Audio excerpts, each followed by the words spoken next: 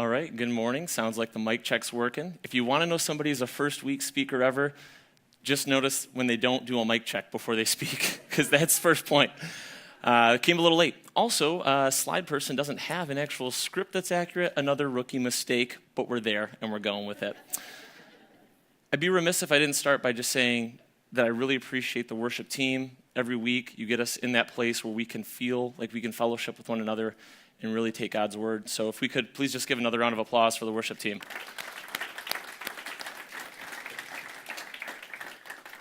And one more thank you to Dalton, who made that wonderful donut holder. Our waistlines are blaming you for the rest of this year. Not even paying attention, but it's cool. Thank you, Dalton. All right, so my name's Paul Wellman, and this is my first week here at Journey, and you're probably wondering, no, it's not first week at Journey, but first week speaking, you're wondering, why is he up here? And that's the beauty of this, because whether you're a first-time guest or somebody who's been here for a long time, since the beginning, somewhere in between, we're all in the same boat together. We're having to listen to this guy try to deliver part 3 of 5 in the David series. Now, my journey to this stage is probably a lot like yours, right? It has tons of peaks and valleys. It's like a roller coaster. There are seasons that I'm on fire. There are seasons I'm not proud of. But that's the beauty of everything that we do here. Because even though I'm not theologically schooled, it's just like you that we've been brought here for a reason. There's something that humbled us, where we got to that place of humility and we felt like we needed somebody else or something else. And so within that, I really want to just take a moment to talk about that purpose of Journey, because we all are in a different stage of that journey together. And that's why we're here, to support one another. And that's why I think a little bit of validating being up here is that we all have something to offer one another. And so within that, you know, my whole journey to this started with talking with Jim and letting him know kind of my passions as we went to Umami, if you've been there, pretty good. Jim was typically, right on time, which means, 10 minutes late, but it's okay. Sorry, Jim, pick one shot at you.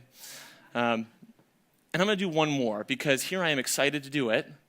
Go ahead with that next slide. And that's Jim kicking me out of the nest. Go ahead, Paul. I'll support you 100%. And now he's at the beach relaxing as I'm here under these hot lights. Now, if you want to feel insignificant at 30 years old, all you have to do is reflect your life to that of David's. So to catch you up to speed, if you haven't been here, there's a lot of things that have happened in David's life up to 30 where we're going to talk about him today. And I'm just going to go through this laundry list. It kind of runs like a General Hospital rerun or something. It's pretty crazy. So first of all, David, he's anointed by the prophet Samuel. And he's playing music for King Saul. Eventually, he's this young shepherd boy who gets thrust out to the battlefield. And with a little sling, kills probably the most feared warrior, Goliath, that is out there. From there, he got a loyalty with Jonathan, which is Saul's son. And in fact, we start to add a wrinkle to that. They start being friends and sharing information behind Saul's back because Saul gets jealous. David wars against Philistines, leader of an entire army, after just being a shepherd. He marries one of Saul's daughters. He endangers priests while he's fleeing. He goes back to Philistine for refuge, as Jim denoted last week, and acts kind of crazy. He's foaming, and even they reject him. So he's had this high, and now he's at lows. He's got internal turmoil. He lives in a cave for a while, so that's kind of creepy and weird. Saul slays some priests, except one, who gets back to David. David saves Keilah, and Keilah's men betray him to Saul. And then David eludes the men of Ziph after Saul sends 3,000 more men to find him. I mean, I'm 30, and I'm thinking I had a hard enough time just to get Katie, my wife, to chase after me. That's one person. He's got 3,000 people. And even when Saul's in this cave finding him, he cuts off a piece of his robe as he has that internal turmoil and can't come to terms with trying to kill the person who's trying to kill him. So that's up to 30 years old. That's a pretty full life at that point. And to relate to Jim's messages, week 1, we saw David's reliance and growth as he faced literal giants, and we relate it to metaphorical ones as well. Last week, David's turmoil and lack of trust in God created a lot of problems, and he began to get in his own way, and Jim discussed how, oftentimes we do the same. We block ourselves from being able to find a solution. And this week, we're going to see David further going down that rabbit hole, but luckily being saved before he gets to an irreparable place. And it's a turning point. But before we get there, we have to discuss a really important rule, and that is the golden rule. So the golden rule, we all know it. Do unto others as. I knew that was going to be soft the first time, so we're going to do it one more time. Do unto others as. Right, and I can hear the 3 different versions of that circulating, but the principle's still the same, right? It happens. Different preschools.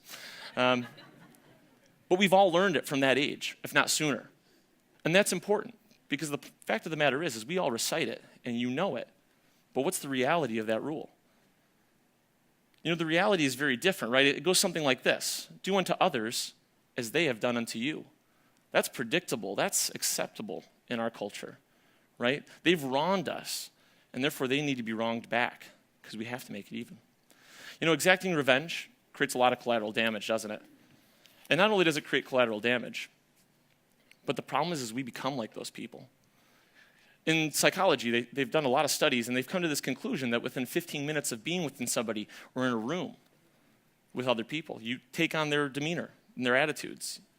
If you're really high and the other one's really low, you kind of meet together, right? If you're both really high, you just start revving it up even worse. And we all have been on the outside of that. It's a little annoying, but it's okay. It's fun to watch them having a good time. And it feels good to get revenge, but it doesn't turn out good, does it? And we can think back to the times that we got revenge and what that ended up becoming. I think back to 5th grade. There was a young man named Addison Peele. I doubt he's ever going to listen to this, but if you do, Addison, sorry in advance.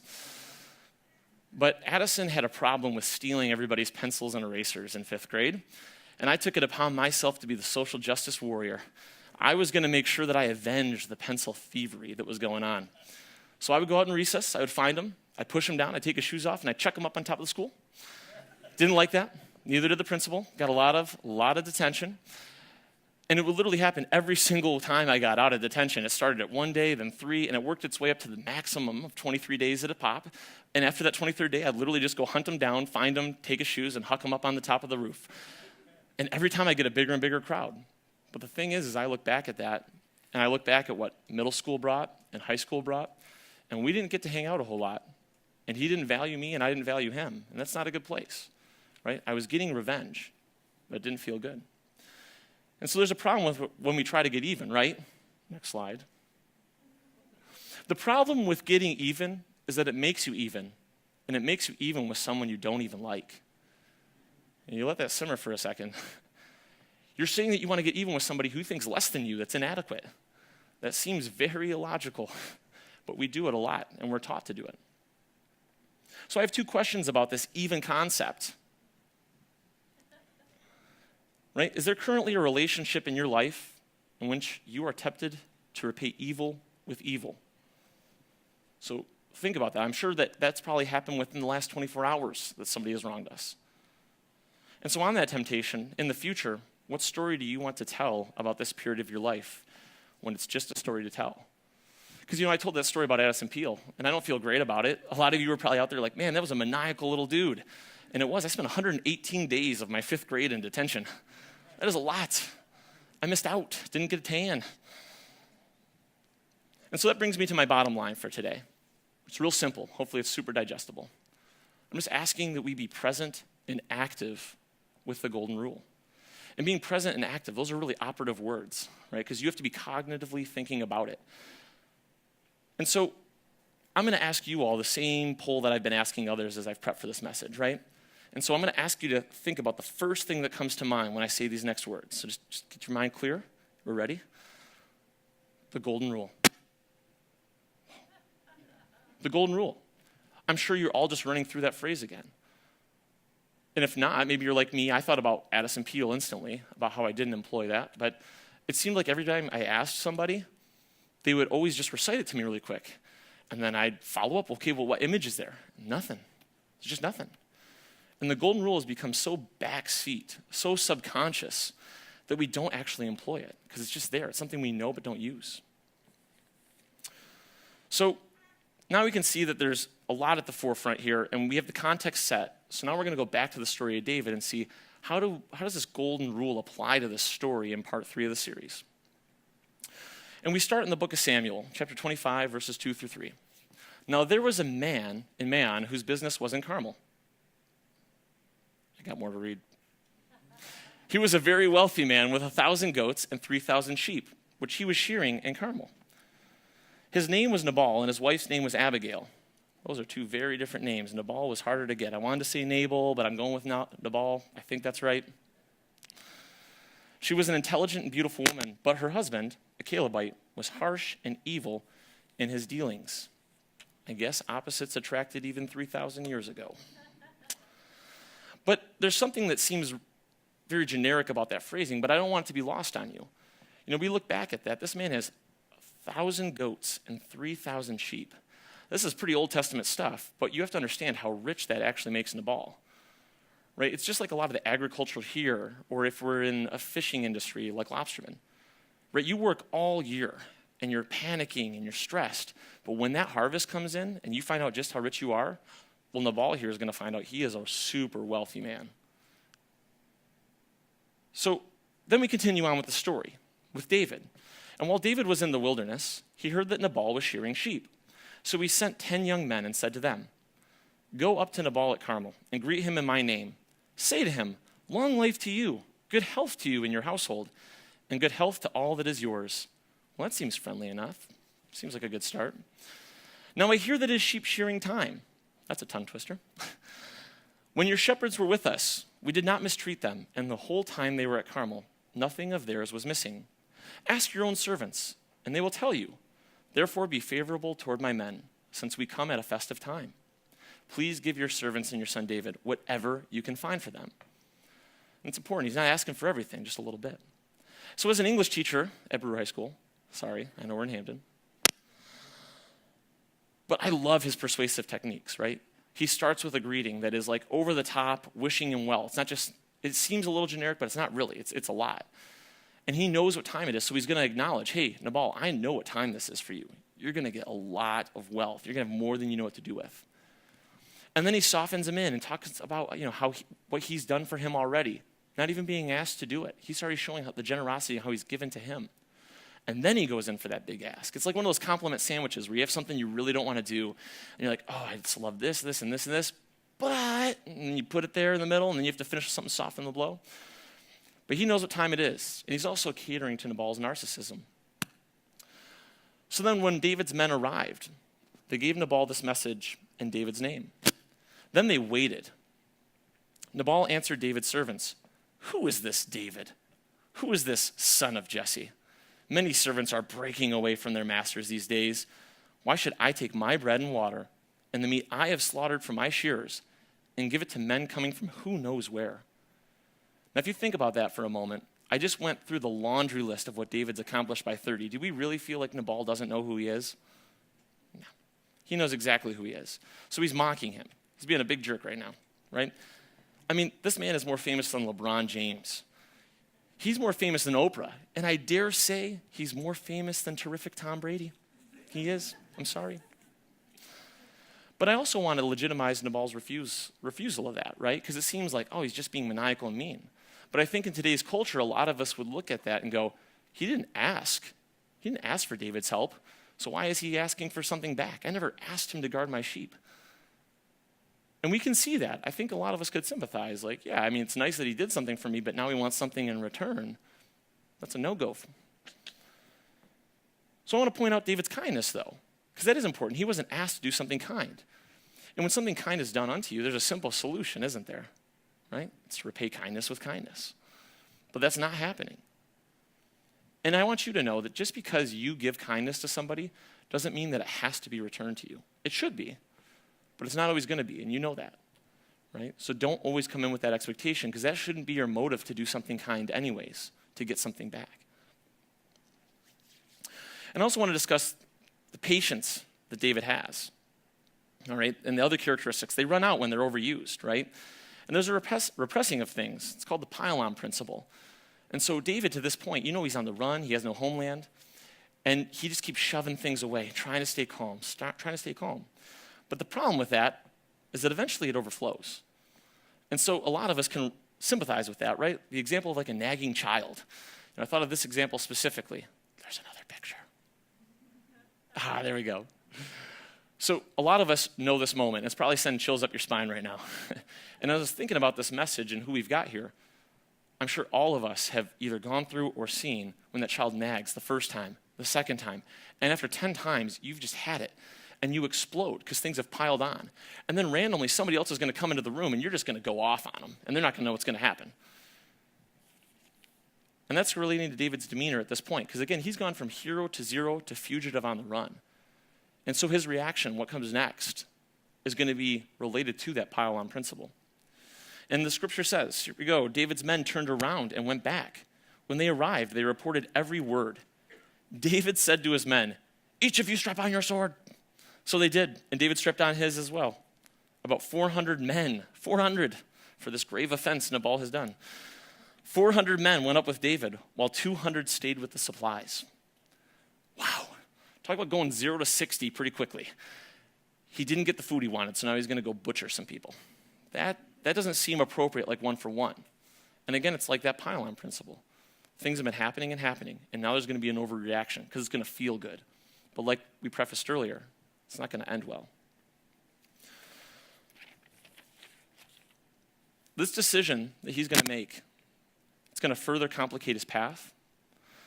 It will hurt others, it will hurt him, and it won't turn out well. And that brings me to another idea that I had, and that's hurt people. Hurt people. So I know it's a little cliche, but we all know that somebody that's hurt goes out of their way and hurts other people. And the reason for that is too often, they can't control the situation that hurt them.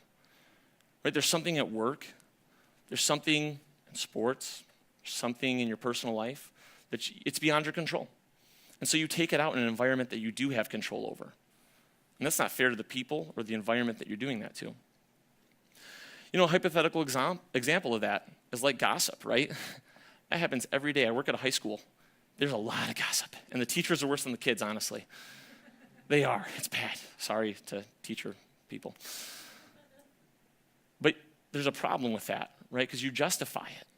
And you say, hey, they said something bad about me. I'm not gossiping. I'm just defending my good name. And that cycle becomes really endless. It really does. And it just hurts more and more people. And so there's some pretty practical examples, right?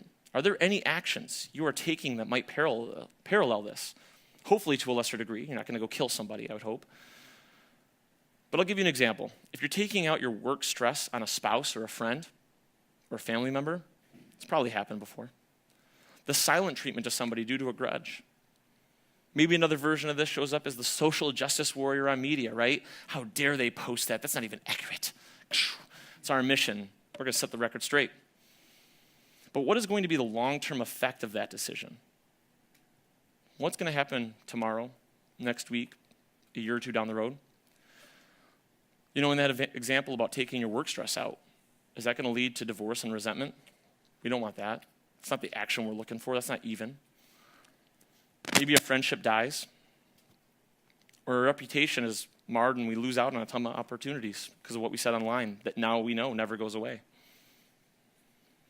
And so, you know, if I look at what the golden rule has as a magnitude, I feel like we can't afford. We can't afford not to be present and active with the golden rule. Just can't afford it anymore because it's too damaging to our society. I think there's a slide about that. Oh yeah, we went through that one. First timer, it's cool. It's cool. Next slide. Okay, we're just gonna run without that one. But, oh, there we go, cool.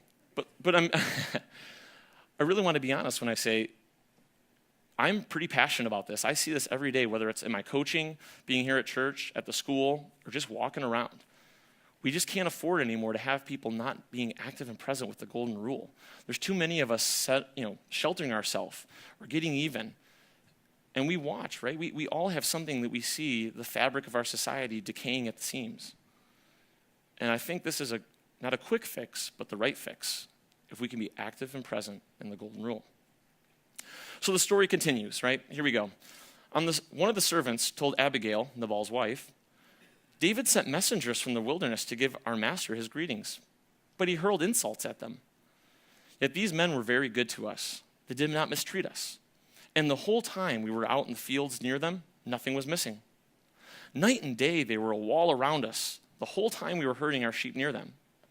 Now think it over and see what you can do, because disaster is hanging over our master and his whole household. He is such a wicked man. that no one can talk to him.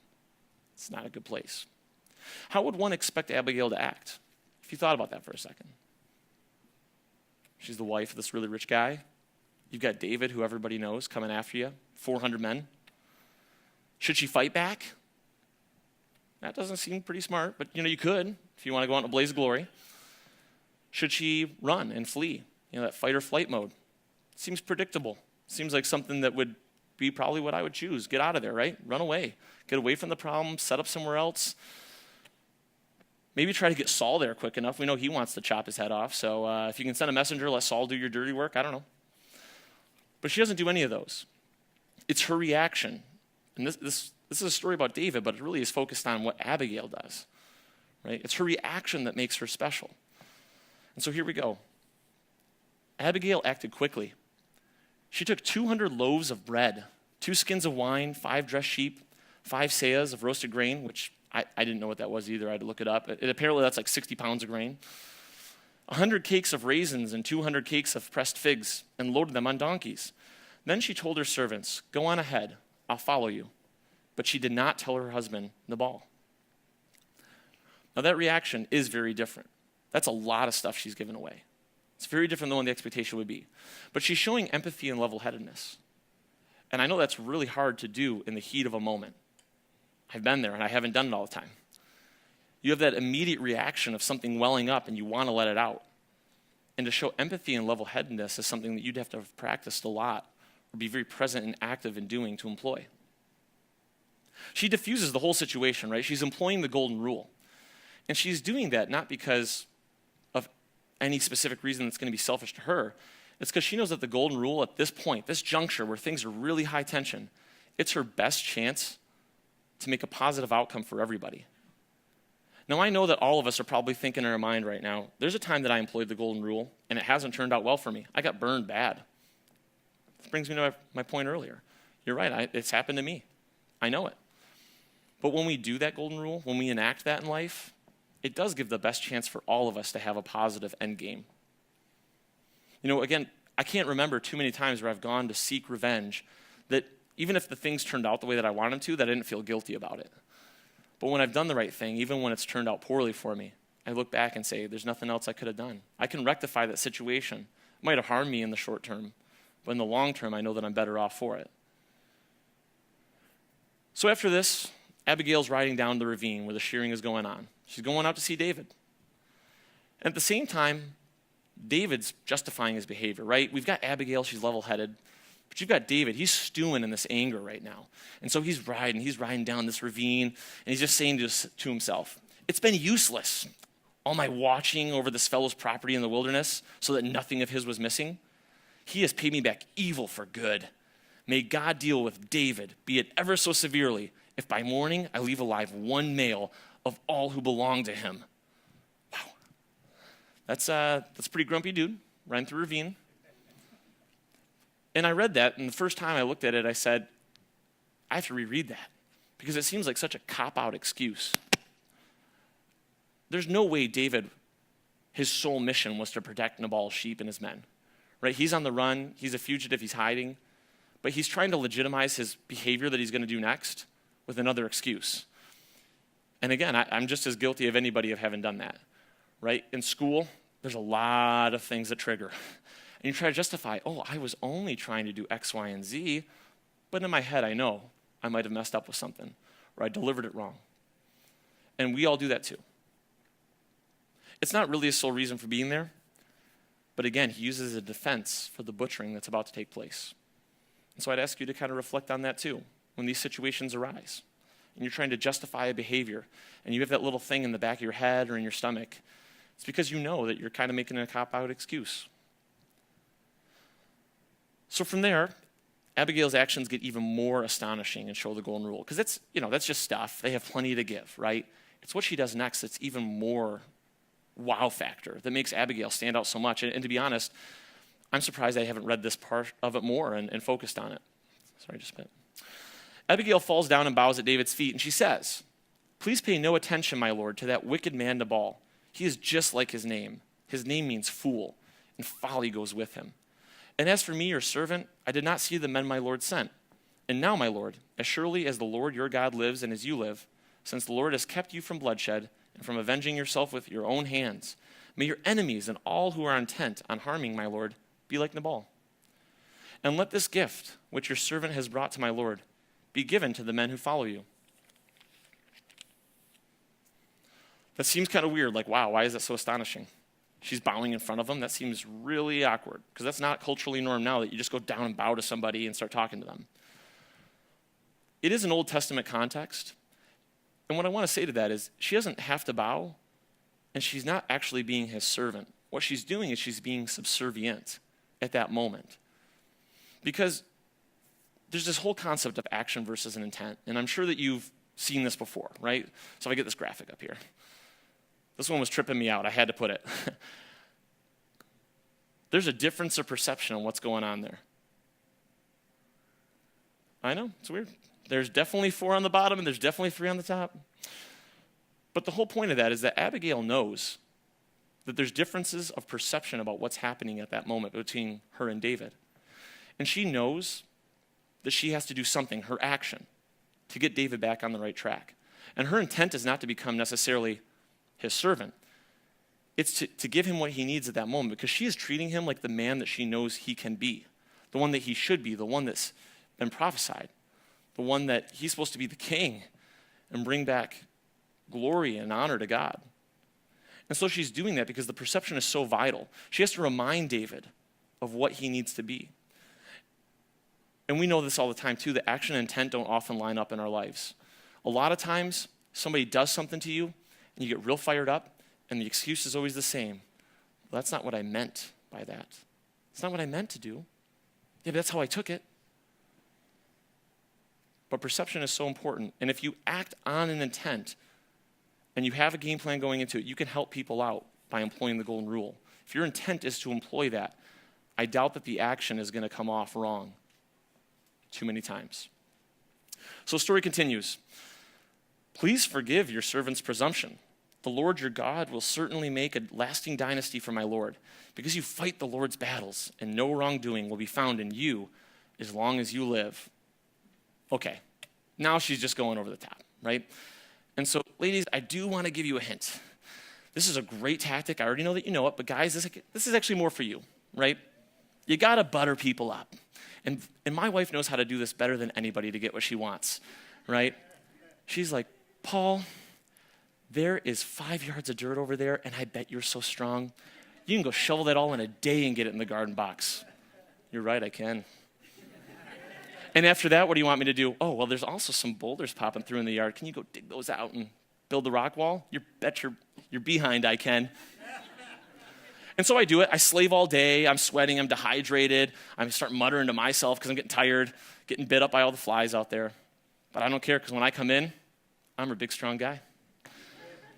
And she knows what's been going on out there. She's been doing whatever she wants. She's looking on Pinterest. She's searching at stuff on Amazon. And I come in, and the first ask is always the same. Paul?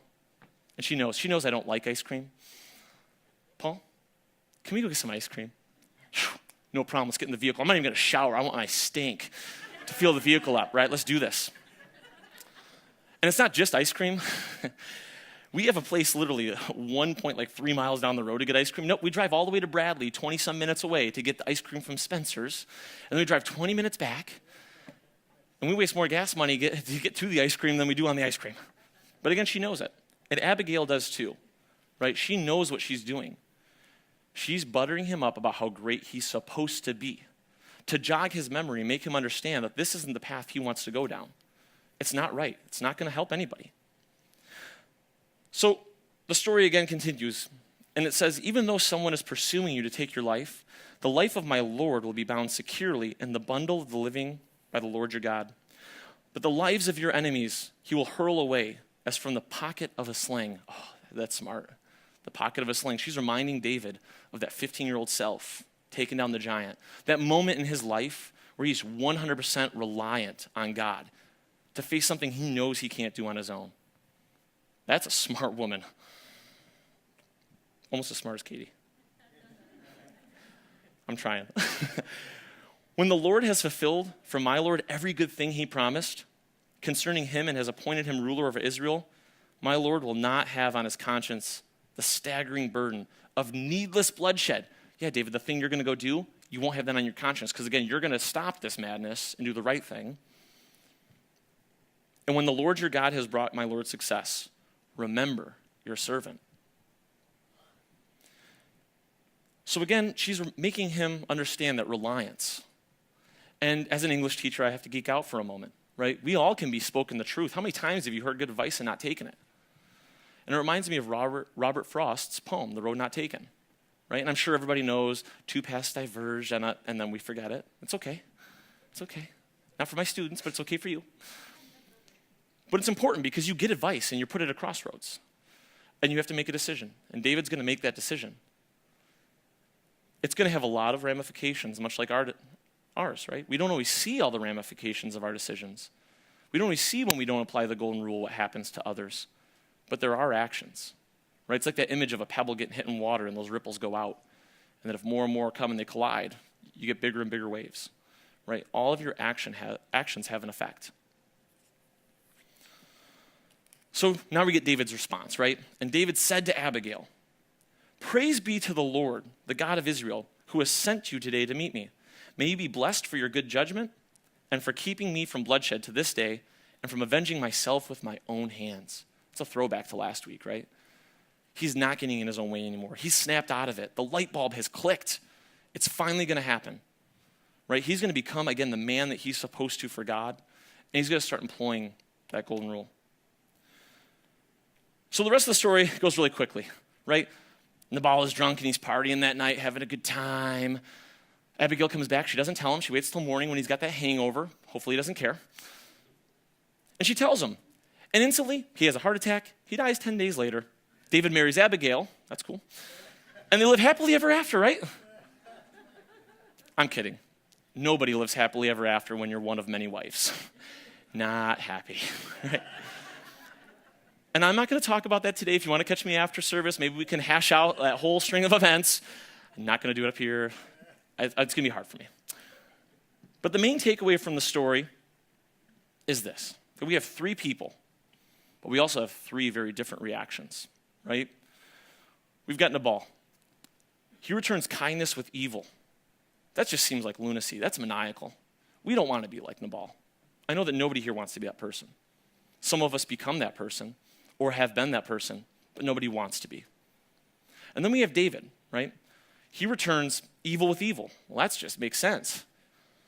That seems predictable. That's easy. Because every day we see, whether it's on TV or in songs or just our daily lives, we have to get back. We cannot be beaten down by anybody. You can't just absorb stuff. You have to show them who's boss, right? And then there's Abigail, the one whom I'm hoping we all can employ when we leave here today. She's returning evil with good. That's hard. It's what we want to be. It's what we should be. But again, it's hard. And Abigail's way ahead of her time, right? She's acting like Jesus years before he's even on the scene. And we know that there's this different dichotomy, right? There's the Old Testament, eye for an eye. We all know that. Getting even. But the New Testament, the New Covenant, gave us something very different to abide by, right? It's returning evil with good. It's asking you to be at a higher standard because you were given grace. You know, that's why no one questions David's men. Nobody questions them. He's like, screw that guy. Let's go butcher him up. And they're like, yeah, strap on those swords and shields. Right? They all want to go do it. That's what's expected. But this New Testament turns all that upside down. And Peter's a great example of that, right? We know this guy. He's chopped off an ear. He denied 3 times before the crow goes. All those good things. But his verse in 1 Peter chapter 3, verse 9, do not repay evil with evil or insult with insult. On the contrary, repay evil with blessing, because to this you were called, so that you may inherit a blessing. And he doesn't mean like a televangelist preacher that you're going to get tons of riches, do something nice, you're just going to get tenfold, woo, send it into a P.O. box, whatever, right? It's not happening. What he's talking about is that you are here for a purpose, and that is to bless other people the best that you can, because you're all made in God's own image. He's in all of us. We're in an equal playing field. He loves you just as much as he loves me, and vice versa. So again, I got to go to this bottom line, right? We have to be present and active with the golden rule and consciously think about that. It can't just leave here today being that thing in the background. I have 3 questions. 2, pretty much for everybody. The third one, yes, is for everybody, but it really hits home to what all of us that would call ourselves Christians or call Journey home. And the first question is, do you really want to get even? Do you really want to get even? Because again, we know that's an endless cycle. It doesn't get the reaction that you eventually want, and the cycle is endless. Question 2, what story do you want to tell? We get to leave here today. We're all still breathing. We have life left to live. We can change that story. If there have been wrongs in the past, they can be amended. Moving forward, we can do the right thing. And then there's the third question. What would it look like for all of us to return good for evil? And I know that seems like a very universal one, but if you're a Christian, that's like Christian 101 stuff. Because every commandment comes back to that, right? Thou shalt not murder. Well, yeah, I don't want anybody murdering me. They better not murder anybody, right? Thou shalt not commit adultery. Yeah, I would hope somebody wouldn't have an affair with my wife. I guess I should do that, right? They all fall in line with that same principle, the golden rule, which is why we're taught it at such a young age. It's integral to everything that we do. We can't just get numbed and run on autopilot. And I wrote this down, a little quote here from Jim, as I'm getting ready for this message. He's said this same phrase a lot of times. Jesus will make your life better and make you better at life. Right? There's some people who've made that commitment, and there's some who haven't. And that's the beauty of a journey. We're recognizing that. We all are at different spots in this journey.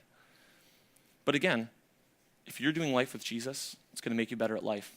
It's going to make you happier. It's going to help others. And that's also an endless cycle. So in Hamden, I started looking up some statistics, and it looks like we have a pretty decent crowd here today. So on an average Sunday now, right, we're looking at close to about 150 people here at Journey. It's awesome. Got to watch a lot of growth while I've been here. And in Hamden, there's 7,390 people per the last census. So if you can compute that math, that's roughly 2% of people in Hamden. And I know 2%, that's a big populace because we hear all the time about the 1% of wealth inequality and how big of a deal that is and how it's always on the news. We see how one person with a vehicle or a weapon can wreak havoc and be on the news cycle for weeks and cause entire movements. So we have 150 people here today that can walk out those doors and do something, employing the golden rule. So I'll give you some practical opportunities here. Just imagine if we had 150 volunteers this winter helping people to heat homes. I see it at Brewer High School. I got kids who do not have wood to heat the home, oil to heat the home. They're freezing. They're not concentrating at all at home. Imagine if we all renovated that town eyesore. You're probably thinking something in your head right now. 150 people, many hands make light work. That whole Habitat for Humanity, they build a home in a day, right? We can do it. Imagine if we spent one day treating a stranger to a meal and a conversation. Imagine the dignity and respect you give that human, getting to actually know them. That's a lot of people getting a lot of respect in a day. And they're going to remember it. And imagine if we all shared God's message and how our life intersects. If you are calling Journey home, if you are a Christian, imagine 150 people on the daily sharing that with people. How contagious does that get? It's awesome. It allows us, if we employ the golden rule, to intersect with God in the greatest story ever told. It really does. Because God gave Jesus to redeem us. We didn't deserve that. If he would have been employing the whole do unto others as they have done unto you, we never would have been saved. Christ would have never died for us and come to. But he did. He employed grace. And we have an opportunity to try to replicate as close as we can, being in God's own image, that same thing that Abigail does in the story of David, the same thing that David's going to do now. It's awesome. It's empowering. And I hope you leave here today understanding that being present and active in the golden rule makes you those type of people. And I want to just throw this out. Employing that golden rule, it won't set you back. It'll set you free. I don't have the authority to command this. I've already said I'm not an ordained priest. I'm not God. I'm none of those things. I'm just a guy. But I have made those observations that in God's book, the Bible, you should read it. It's awesome, right? That he's commanded it. Employ the golden rule. We have to be active and present in it and make the golden rule the standard, not the exception. Make the golden rule the standard, not the exception. I'd like to close in prayer, and then we'll get you out of here and enjoy this beautiful weather today. Father, we come to you today to just say thank you for all the blessings that you provide us, that you're always looking out for our best interests. And we just pray that your will become our way, that we be able to take this message, this golden rule, empower ourselves to go out and make a difference in our communities, and make sure that that cycle is endless. Please provide your strength. Help us to be safe as we leave here today and to enjoy our family time, but also with those who maybe have wronged us, and to always return kindness with whatever comes our way. In Jesus' name I pray. Amen.